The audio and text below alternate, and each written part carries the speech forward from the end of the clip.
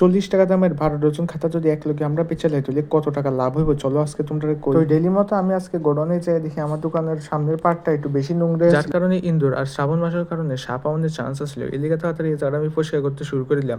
দোকানের এই পার্টটা কিন্তু আমি কয়েকদিন আগে পরিষ্কার করে রাখছিলাম, কিন্তু দোকানদার এই করতে করতে এই জায়গাটা আবার এই নোংরা হয়ে গেল। তো যাই হোক, এটার ভিতরে আমি পাইছিলাম পোস্টার কালার, ফেব্রিক কালার, 5 টাকা দাম, 10 টাকা দামের sellotape colour, colouring pen, marker এবং অনেক কিছু। তো এটি একে একে সব ডেটে আমি গুছাইতে শুরু করে দিলাম, যার লেগে সে জায়গাটা একটু ভালোই লাগতেছিল। তো একে একে সবই পরিষ্কার করানোর পর আমি একটু ঝাড়ু লাগাতে শুরু করে দিলাম। তো ফাইনালি দোকানের এই পার্টটা প্লাস দোকানের গেটটা পরিষ্কার করে দেওয়ার পরে দেখলাম কিছু কিছু মাল আসলো যেটি অন্য জায়গার ভিতরে পড়ে আসলো। তো খালি জায়গা দেখা দেখা এটা আমি রাখতে শুরু করে দিলাম। যেটির ভিতরে আসলে প্রথমে ব্রাশ প্যান্টে যেটি গত 2 দিন আগে আনছিলাম, ব্রাশ প্যান্টটি সরাই সেটা আমি তাড়াতাড়ি ডিসি খাতারে যেটি আসলে 30 টাকা দামের এটি সাইড করতে শুরু করে দিলাম, কারণ আইতে যাইতে যাবে তো অসুবিধা আসলে এতক্ষণ সে। তো গোডাউনে আরো কিছু টুকটাক কাজ করতে করতে আজকে একটা ছোট্ট একটা অর্ডার ছিল, যেটার ভিতরে আসলে পেন্সিল কালার কিছু খাতার ভিতরে। তো তাদের ডিমান্ড মতো আমি তাদের পেন্সিল কালার আর খাতারই নামা দিয়েছিলাম, যেটি আসলে সব লোকাল কোম্পানি, যেটার ভিতরে তারা রেট ছিল টোটাল 5,760 টাকা। কিন্তু তাইনের দোকানদার হওয়ার কারণে তাইনের কমিশন 5 জনের পরে আমার লাভ রাখছিলাম আমি 5%, যেটা আসলে 320 টাকা।